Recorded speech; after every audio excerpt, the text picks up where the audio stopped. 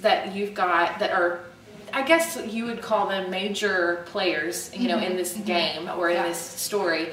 Tell us about kind of how that filters in and who some of those people are.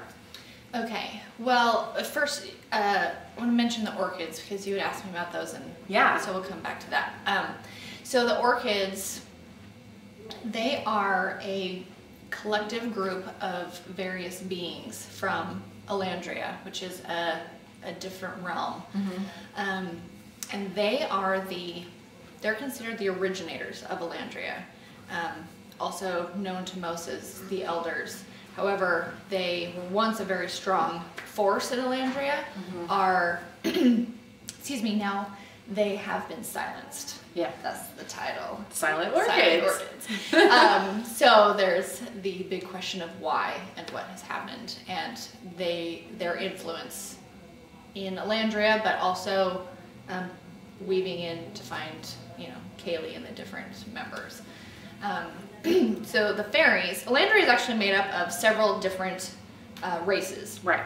So we have elves, we have fairies, and some shifters, and a few other various races involved. So the fairies, they have, they're from the territory of Faranmar, and they have a faction of the fairies, a group, a warrior faction called the Farishin, and they are kind of big players in this. They are ruled by what we're calling the Paladin. They're a governing rule of people that have taken over the king and queen when they died. So they have a big part to play. Right. Well, and it's almost kind of Lord of the Rings epic, you know, as far as all of these different lands in this one realm. But then there's also a group of humans that are playing a role, or what we think might be humans, but maybe, I don't know. And the thing is that you introduce pretty early this queen, I guess is a ruler, and she's pretty interesting. I want to say nasty. She's like, rah. and so why don't you tell us about them, and then even their kids, you know, the prince and the princess, because I think that's really interesting. Okay, they are called the Paladin, Ren and Milena, and she is, like you said, a little nasty. She's very manipulative and conniving, and they're self-declared royalty. Right. So they have their own agenda going on here, but you say they, but I think it's Milena. Well,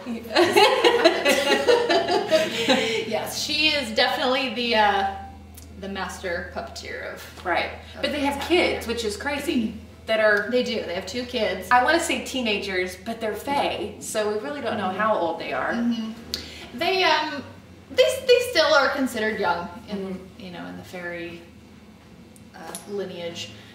They have two children. Hallister is their son. He would be next in line for the throne, and then they have a daughter, Raina. And Hallister is. He's a bit of a player. Yeah. No, he likes the tavern girls. He's very fun, lighthearted, but he's got a best friend, and his best friend has a big part in the family because he's kind of an adopted son. Yeah. Dagon. I get to say his name first. He's my favorite. Yes, it's mine too. Yes, Dagon. He has been adopted into this family. Adopted might be a light word, but yeah. So yes, he is. However, he's not exactly treated like family, but he is. He's a Farishin. He's a warrior. He's moved up in the ranks to become the elite of the warrior guard, and is now kind of on personal hire out from the queen. So. But he's got a lot to do with what's going on. He does. He's a very